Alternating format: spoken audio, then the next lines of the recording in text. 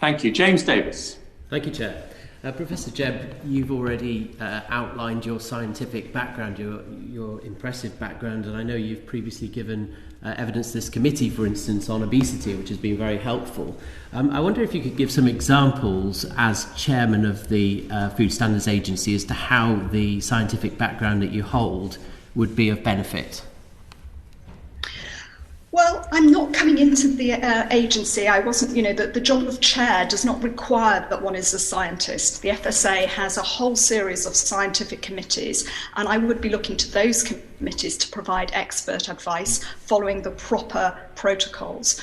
But as I mentioned at the beginning, I think being a scientist does allow me perhaps to critique that in ways that others may not, to ask particularly sort of searching questions about the methodology.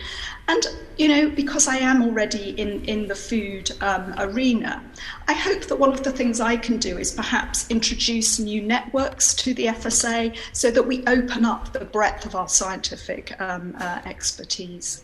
But, I don't think this job is for me to, I'm not applying to be the chief scientist of the FSA. Robin May is doing that very competently.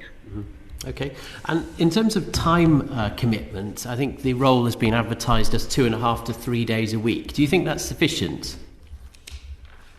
I hope it's sufficient. Heather Hancock has been doing this at a similar level, and so Heather, the previous chair, and she had the very unenviable task of equipping the FSA to be ready to take on all of those extra responsibilities that were going to come following EU exit, and she did that very successfully.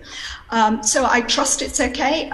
It's very dependent on having a good management team, and at the moment I'm confident that we have. The FSA is very well led by Emily Miles, so I trust that will be sufficient. But obviously, I need to get in there and get the lie of the land close up. Okay, thank you, Chair.